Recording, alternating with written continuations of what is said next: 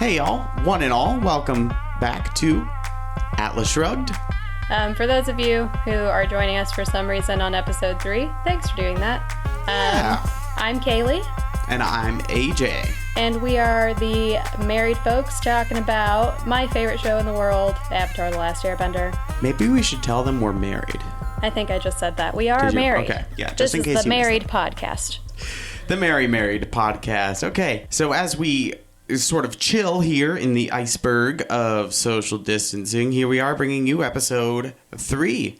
I've never seen Avatar before, and like Kaylee just said, she watched it when it was being broadcast on Nickelodeon, which I'm starting to get more and more jealous of. I am all for jumping on the fan bandwagon. Hop right on. That's Everyone's me. welcome. But it is cool to have been, on the maiden voyage. It was, I've watched Avatar many times since, I think 3 times through with my best friend Casey, and lots of individual episodes just over and over again. So AJ's never seen it. We're on Book 1, Water, Episode 3, The Southern Air Temple. I didn't know that there was more than one air temple. Anyway, let's dive right in. This episode starts with... If you remember at the end of the last episode, Aang just went total Avatar state, crazy water bending, and destroyed the Fire Nation ship, Prince Zuko's ship. Was he glowy? He was glowy. He was glowy. Okay. That's what I thought. We'll get to the glowy bits of this episode later. So he was glowy, and he went full Avatar. Full Avatar. So we open up and we're chilling. Are we still on an iceberg? No longer on an iceberg. We see that it looks somewhere a little bit warmer than the South Pole, where Katara and Sokka and Aang first met. It's sunrise, beautiful. We see Appa, Katara already up on Appa, ready to get going. Sokka sleeping in his little sleeping bag. His little purple envelope, which is funny to me because he's sleeping and he's all like warm and cozy in there, but they're just like chilling in like robes and short sleeves and stuff like that. One person's in a sleeping bag. Did they only have one sleeping bag? No, I think Sokka was just sleeping in. Right, but if they only had one sleeping bag, I'm pretty sure Sokka would insist on taking it. Actually? He's kind of a diva. That's my read. Oh, Sokka is certainly a diva, but we'll learn more about that in time. I think this was a really great, sweet opening. You see that, maybe a little bit of friendship has started to develop between not just Katara and Aang, but actually Aang, Katara, and Sokka. So, okay, Aang pulls a little prank on Sokka right away. We see they're more comfortable with each other, and he gets a little stick, and he's like, "It's a prickly snake!" It's a prickle snake! A prickle snake! Ah! Which is a really clever way to wake him up. This is, really the moment. As soon as they get up in the air, you see, okay, they're on an adventure. They're going to go to the Southern Air Temple, which evidently is where Aang is from. It's his home turf. Home turf. So, something I love about Sokka is how much he loves food. I really share that with him. I feel like over the years that's just something I've really identified with him over, is constantly having food on the brain. So just in this episode, I wanted to tally how many times Sokka talks about food. So number 1 was in the first minute and a half. You can't let a minute and a half pass without talking about food. I mean, not in a serious television show. Of course not. Okay. So there's a prank, and it sort of reminds returning viewers, it's been a week. So it's like, oh, right, okay, that's the silly one, that's the self-centered one, that's the giving one. Their little character profiles. I thought it was nice. Aang is so excited to get home and to show them where he's from, and Katara, just from the get-go is just prepare yourself. 100 years is a lot of time to not be somewhere, so... Right. Dun, dun, dun! Right, but then what happens? They hop on the flying bison? Yeah, and then we meet... Flying bison. Cutscene. Do you remember? Huh. Prince Zuko and... Zuko. Not Sokka. Zuko. And his uncle, Iroh. Ginseng. Oh, Iroh. Okay. Ginseng. That's all he talks about. It's his favorite. Ginseng tea is It's his favorite. Yeah. I love that he's a Fire Nation dude, but he just loves his tea. Yeah, this episode, honestly, what's so cool about this is only episode 3. It only gets better. We just saw Aang just destroy Zuko the moment he tried to capture him. Ships destroyed, we got away, nobody even got hurt. It's fine. And then in the very next episode, this kind of feels like maybe Zuko's not the big antagonist, actually. Right, he kind of has a little bit of a heart. He has a soft spot, and it's almost like it's not like just pure evil, like, like Power Rangers villain, like the Rangers must die. It's just like he has his own personal motivations and his own ethics, his own biases that factor into why he is the way he is, and he's got the busted up eye to prove it. Yeah, if you didn't like Zuko in episode 2, don't worry. 2 minutes into episode 3, we meet now Commander Zhao. Oh, how fancy. He's a commander. And he corrects somebody right away, doesn't he? He's like, that's Commander blah, blah, blah to you. Yeah, Zuko, who is a prince, by the way, greets him, Captain Zhao, as he knew him, and immediately we hear, it's Commander now, actually. So he's almost like a disgraced prince. Am I reading that right? Yes. Okay. He's banished. Banished He's prince. banished. Right. He's banished. He's in exile. He's a prince who needs a new groove, so to speak, and maybe he's picking on sort of the power structure that imposed the banishment on him. I don't really know if he needs a new groove. From this episode, I mean, I'm thinking he's on a good groove and he's got a mission. He still wants to get the Avatar. He's got his groove back. Now, Zhao, throughout the episode, is poking and prodding, and he finds out, you do know the Avatar, and you lost him. So, if it's a choice between Zhao... Right. Let's rewind for a second, because this dude tries to play it off like, I didn't find him, haven't heard anything about it, and I don't think he's an exceptionally good liar. Immediately... he gets called out. Right. Somebody just happens to walk in and is like, actually, what this guy says is wrong. You wonder if he was just like, he had his ear to the door in the hallway. He was just like, oh, what's this fool saying about me? You know what? No, that's not how it went down. Man, and this is just so eye-opening to watch as an adult. Like, you can enjoy this as a kid, but just looking at Zuko's circumstances, he's smart. He gets up to this dock. Iroh, a retired general for the Fire Nation, very respected. He's the brother of the Fire Lord. He is told off by Zuko immediately, don't say anything about the Avatar. Not where people can hear you out on this dock. Zuko knows that is dangerous for them, and then who comes up? Zhao. And I just think that says a lot about what Zuko knows about the community and the way information is exchanged in his country. Right, because he knew he was in trouble as soon as Zhao shows up. Right. Commander Zhao to you. And Commander Zhao is trying to peacock. He's trying to like he knows better. Maybe he wants to be a prince man. I don't know. He's definitely power hungry. I think we can see that. Mm-hmm. And he sees Zuko as somebody who's in power. So anyway, that scene wraps up with just kind of like him being caught red-handed. Zuko thinking, oh man, I really need to fire another Inspector General. I mean, that's a story for a different day. If you don't get that joke, then you're better off. Okay, so... watch more movies. Yes. Then we cut back to Avatar and company. I think the Full House theme plays as they cruise down the air. Everywhere you look. Everywhere. I was so off tune. And it is a full house here at the Southern Air Temple. So let's do a quick count, Team Avatar. We've got Aang. We've got Katara, Sokka, and the Flying Bison. Flying Bison. Appa. This is nice. They're flying higher and higher in the clouds, and Aang and Appa share that moment like, oh man, we're finally going home, buddy. Uh-huh. And then they cruise up and we see the Southern Air Temple for the first time.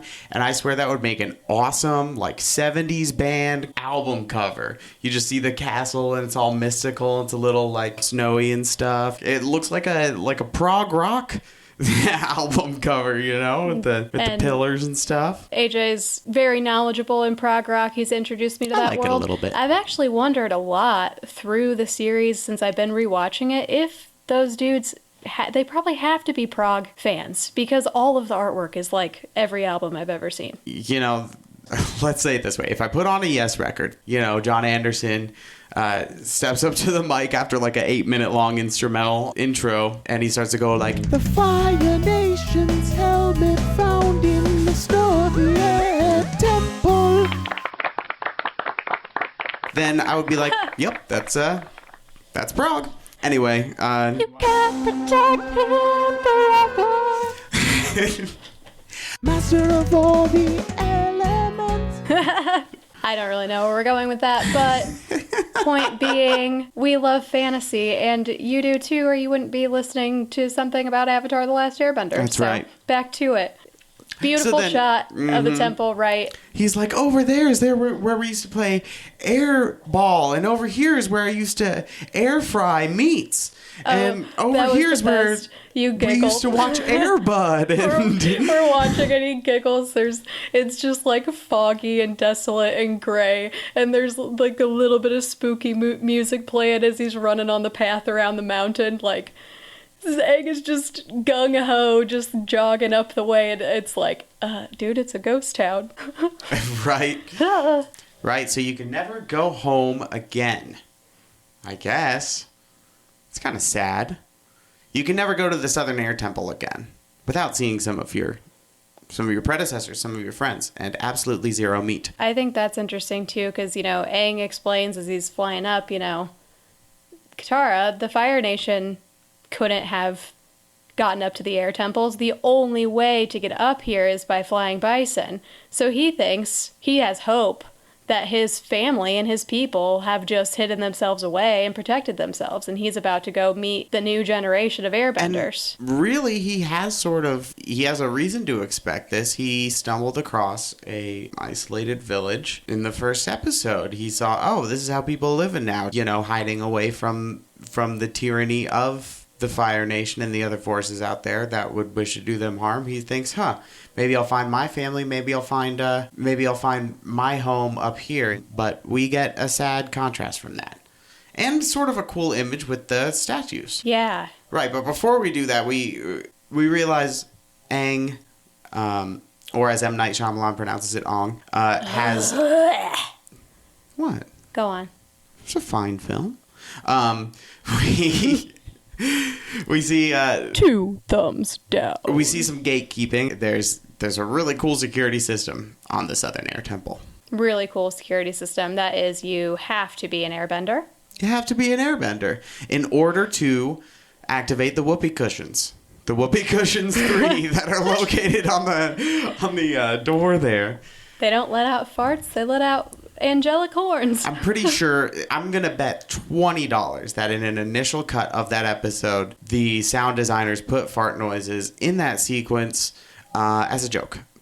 That's my bet that will never settle because there's no way of knowing. If anyone has a link to that original footage, I'd like to see it. Or if you want to fabricate it so that I can be $20 richer, I will furnish my home address at the end of this episode. We will not do that, but we totally will retweet you. We will retweet you on the tweet.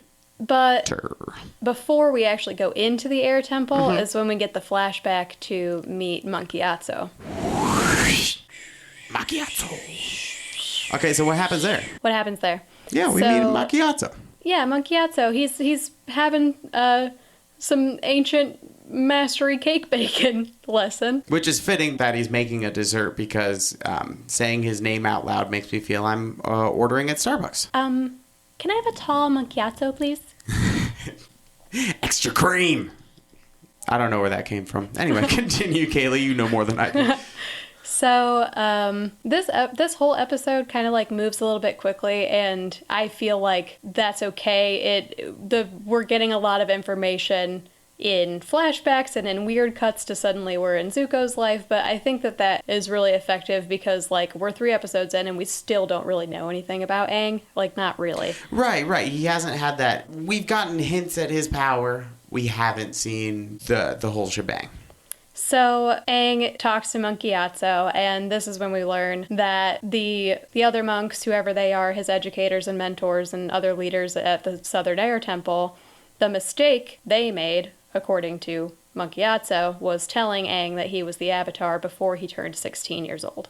So, he's too young to have this information, but Gyatso seems to be, an optimistic guy. He's got a peaceful spirit. He's baking cakes and telling Aang, you gotta deal with what's in front of you. And he's serving up the cakes, forcefully. I loved that scene because it shows you his power as an airbender and going blip, blip, 1, 2, 3, 4 with the cakes. Oh my gosh, that's great. if Avatar: The Last Airbender keeps going like that with the physical comedy, with the visual gags, I'll be a happy camper. It only gets better.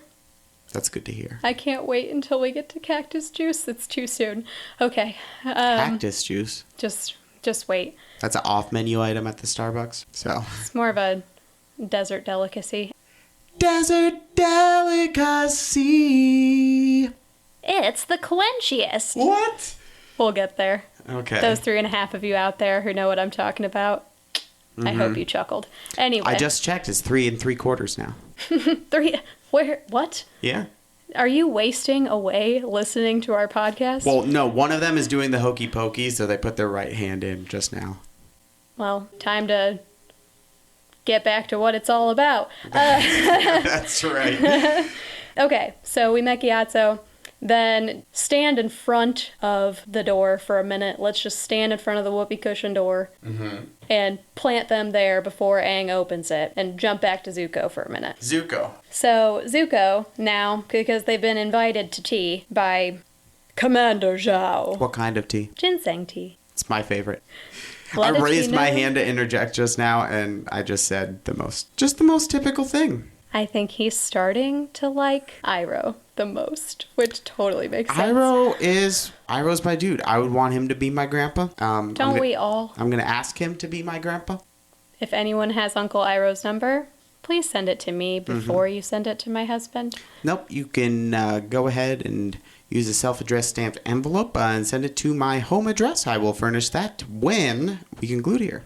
And if you happened to get those last week tonight stamps that looked super hilarious, definitely those were send pretty it with great. one of those. I mean, we don't really care what you send at this point. Just support the U.S. Postal Service. It's great. 100, 100, 100. Okay, I'm off my soapbox now. Okay. We're having tea with Zhao, who not only is putting up this totally false premise, like he's not being respectful to Zuko at all. Right. But he's older and he has just been, it seems probably like just been promoted, so he's got an ego. You ever had a manager who used to be your coworker? That's what this guy reminds me of. I don't know. I mean, Not a fan. Zuko Thumbs down. is only 16, which sounds like it might be getting more into like 16 is getting into adulthood range. If Aang could know he was the Avatar by 16. He's older than Aang, I was just going to say. But then, you know, Zhao, I mean, how disrespectful. I don't care that Zuko's been banished. We, like, don't really know anything about that yet. This dude just sent guards onto a prince's ship to interrogate his crew. Snitching. Like, yeah, like, are you really that bad at your job? Like, you're just gonna be a snake at the first opportunity? Mm-hmm. So, Zhao, you know, then tries to pull a trump card, and he's like, now I know, and you're gonna tell me everything you know about the Avatar, you stupid child. Like, gotcha. So, really, this is the first moment where I felt like I was starting to like Zuko. We suddenly find out, oh, okay, so Zuko's been banished by his father, and He's an underdog. his father won't let him come back and without the Avatar. Now think about that for a second, because until episode 1 in the first few minutes when we found out the Avatar was a thing, 100 years were before that when everyone thought he was dead. So you send a 14-year-old out on a quest you're gonna fail. Mm-hmm. Yeah. That's crazy. Yeah, it's almost setting him up to fail. When people fail, they feel badly about it, and those negative emotions can manifest, and you're left wondering what if that's what's going on with Zuko. I don't know. I definitely know that I like Zuko more than I like Zhao at this point. Mm-hmm. Okay, so Zhao catches him. It's in this gotcha moment. He's more or less excused, or am I getting ahead of myself? Well, no, this is the big moment. So then Zhao says, what can you do? I have warships at my command. I'm a powerful man. You're just a boy. And at that, a banished boy. You have no loyalty. You have no friends. You have no love. You're not going to catch the Avatar. And then Zuko's like, step up on him. Agni Kai at sunset. Dang. Parking lot, after school. Ooh. Be there. I don't know what an Agni Kai is, but I think it was the style of fighting that they were constrained to. it sounds like a duel. I like that right before we cut back to Aang, you hear Iroh, we get real close to Zuko's face, we see his scar, and Iroh asks him, don't you remember what happened last time you dueled a master? And he says he'll never forget. So I think maybe that's like how he got that. We get this impression with the animation too. It pans across his face. And so the way the pan works is it starts with like the ate up side of Zuko's face. It pans across, so it shows what's going on in Zuko. The person that's very sure of himself, and the person who is acutely aware that he is in some way damaged, and how it just pans across his face. If we had just met Zuko in this episode and that's what I saw of him, I feel like I would still understand a lot of what Zuko's about. It reminds me a lot of stuff in episode 6 with episode 6 of Star Wars, I should say. Should be a little more specific about my episodes when we're talking here. Episode 6. What? You haven't seen episode 6 yet. I know. But no, like with the dichotomy that exists within Anakin, Darth Vader, etc. Or like Harvey Dent. Harvey Dent? Who's Harvey Dent? From Batman. Folks, my wife knows more than me about comic books. Harvey Dent, that's his name? Yeah, Harvey Dent is Two-Faced. And I don't actually know more about comic books. I just really like the Dark Knight series. We'll put that on our list. I haven't seen Dark Knight either. Guys, I'm such a loser. Actually, we watched Batman Begins and... Rachel! Put on Dark Knight, which is just the best one of the bunch. Rachel! Rachel! That's all I remember. What were we talking about? Rachel! Okay, so come in. Okay, so the commander and Iroh are facing, right? No. Iroh and Zuko are talking. He's like, "Are you sure about this?" And then we. Are you sure about this? Are you sure about? I can't do his voice, but Nope. You know what I mean. Are you sure about this? And he's like, "Yeah." And so he's like, "Let me just pop some popcorn and grab my ginseng tea, and I'll be there to spectate and smile on." Then we cut back to whoopee cushion door. He's trying to, airbend right now, and that's clearly going really well. I'm trying to airbend right now, too. I should have more fiber in my diet. Child. I know. I'm 12. I'm 12 years old. So Aang airbends into the door, and it sets off the one horn, the second horn, and then the third horn. So tell me about the statues. What do you think of the statues? Statues are cool. So I don't know if it was intentional. We're coming upon a ghost town, like you said. And it was really evocative to me where we enter this place, we see the statues, and we realize that they're in the order. And that's the same order that they do in the intro, right? Right. It's the Avatar cycle is air, water, earth, then fire. And then Miracle Whip. I had no follow-up for that. Air, water, earth, and fire. Uh-huh. So we're on air, which means that Aang, the last airbender, is... He's a living statue. And Sokka... That's my boy. Sokka's like, where's the meat? Yeah, by this point, I think we were at actually a tally of 4 times that Sokka, 4 times he talked about So it's the food. 4th time, and we're looking around at air, water, earth, fire, and Sokka's like, where's the meat? And Aang's like, there's no meat here. This is just some dusty statues. And Aang he's the Avatar in the flesh. And so that's what I got out of, it seems like he's tossing off this comment, where's the meat? Aang is the meat. That sounds weird. That sounds wrong, but that's what I felt. That's good right writing. there. It's good. That's what I thought. I didn't know if it was an accident or not, but Sokka has so much wisdom. In everything he says, there's wisdom, especially when it's silly. So Aang then recognizes. He goes and stands. And you see his eyes get all kind of like big and weird, and he's like, ooh. And then the eyes of the statue flash. Shing! Yep. He's like, whoa, my 3rd grade teacher. Yeah, the eyes of the statue flash, and then what happens? Is that how the scene ends? Did we cut away to something else? Katara asks him who this is, and he said, that's Avatar Roku, the Avatar before me. And then Sokka's like, you were a firebender? No wonder I didn't trust you. And they have that whole thing. Yeah. I kind of wondered about this, because Katara's like, how do you know who it is? It doesn't have a nameplate. But, like, Wouldn't they have studied like all the avatars? Certainly they knew who was the avatar before him. He doesn't say, I read this in Airbenders in the real world, 6th edition in school. It's not like that. Yeah, you're right. There's not like... There's intuition. He just says, I just know. It's like something from the core of him, the common consciousness that keeps getting passed on. That's what I think is cool.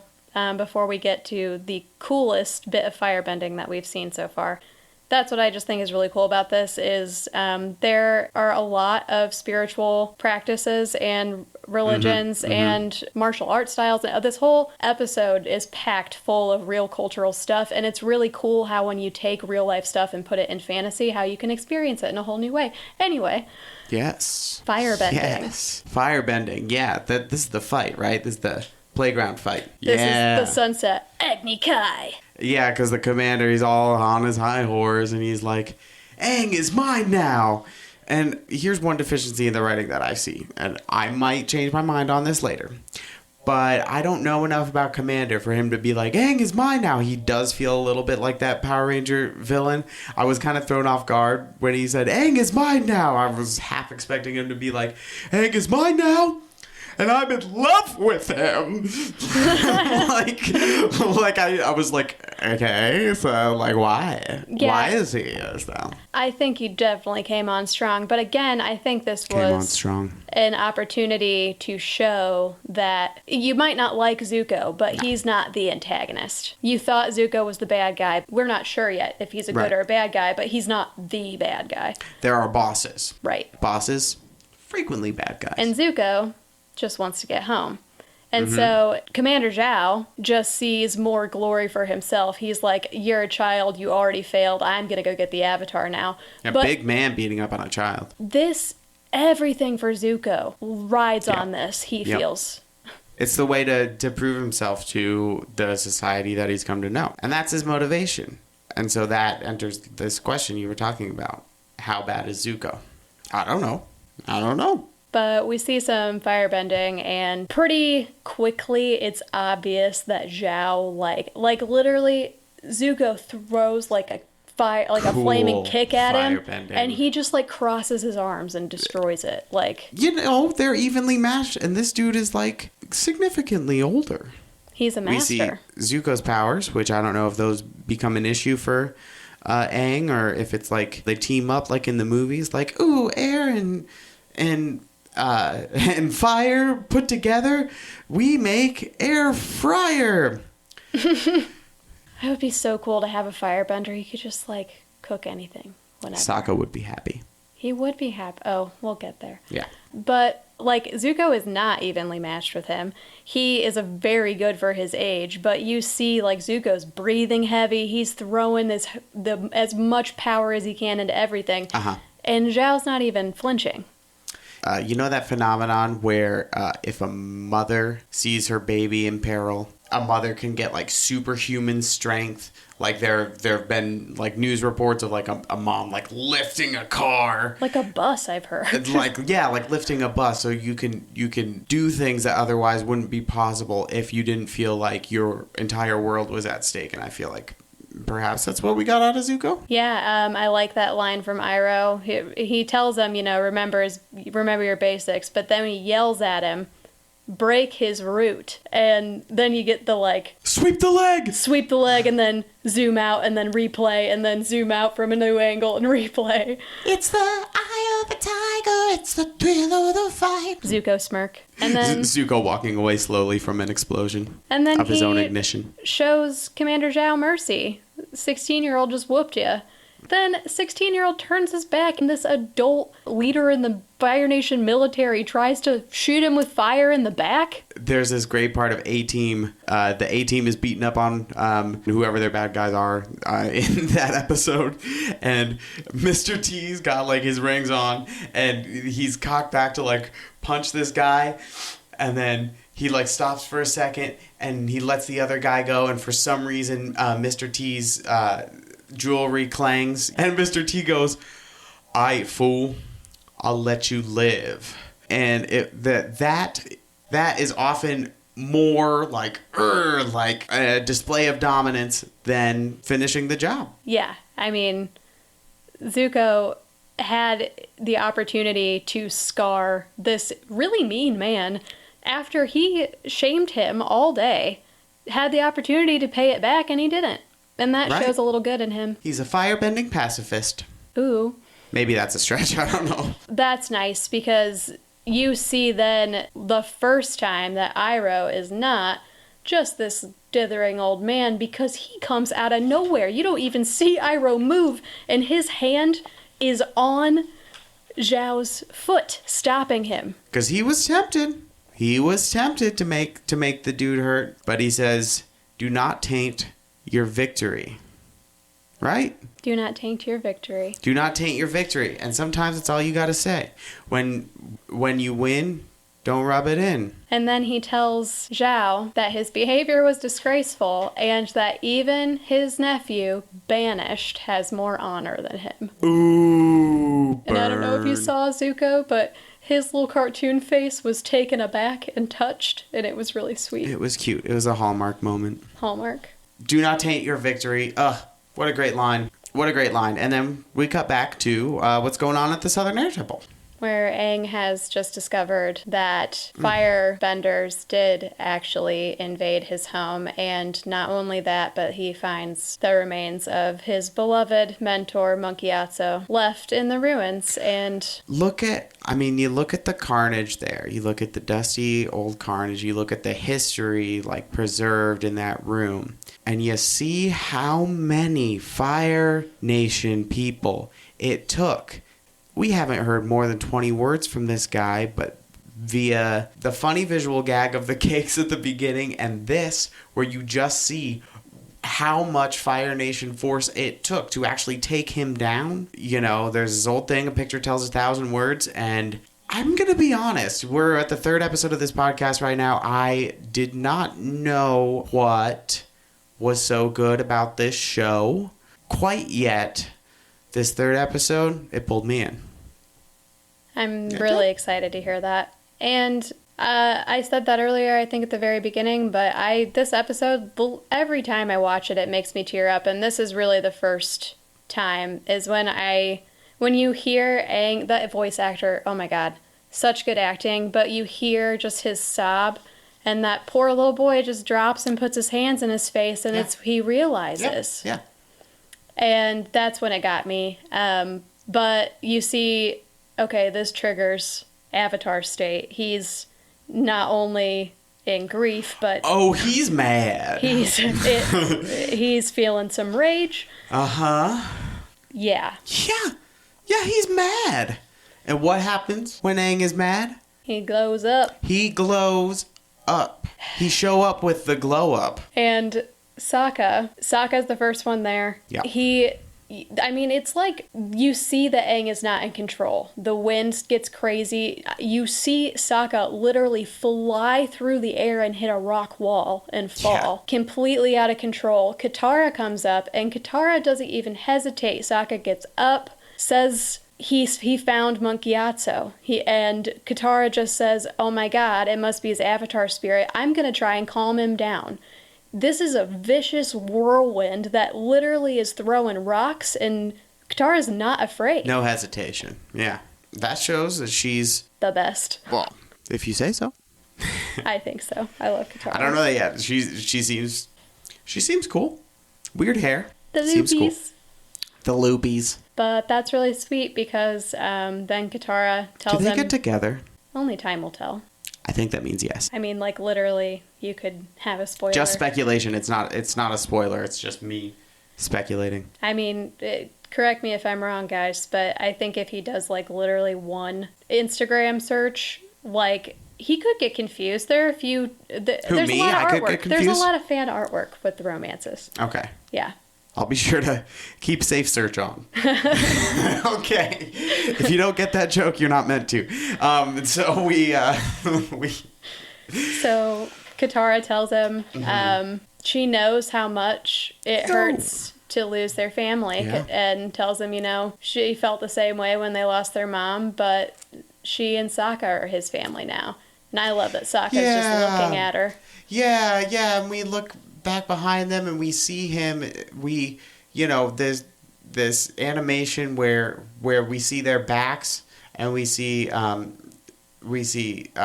and Katara in the foreground, and we see Aang in full glow up mode in the background. It shows what's important in that scene. I mean, they have his back, and we have all of their backs.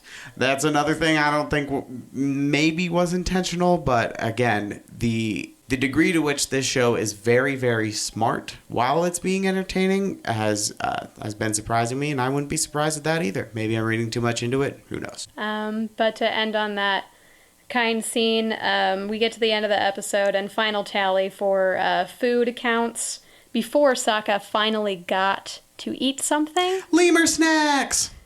Yes, we got little Momo. Little Momo snacks for Momo people. Hashtag FOMO with Momo. A segment coming soon. Don't believe her. We'll see. It's an idea. We'll see. But we got Momo, and yeah, the magic number tallied up. Sokka, in this 23 and some odd seconds minute episode, mentioned food 7 times. 7 times the food was mentioned. 7 times food was mentioned. 7 times the food was mentioned. The guy was hungry. You know when I think he lost his appetite is when he was there for his friend, but other than that, I think he had his appetite pretty much the whole way. The whole way. Yep. And I think I have an appetite for more Avatar next time. Me too. I'm here. I'm here for Avatar now, and I liked the other episodes, and I see now that level of exposition, of interpersonal drama, and of like light interspersed action can give way to this, like, you know, totally in your face action, and I really like that payoff. It's gonna be awesome. Thanks guys for joining us. We're really glad, that you could join us for this, and we hope it found you well. Be cool, be safe, and we will talk to you next time. Bye, guys. Peace, much love. Bye.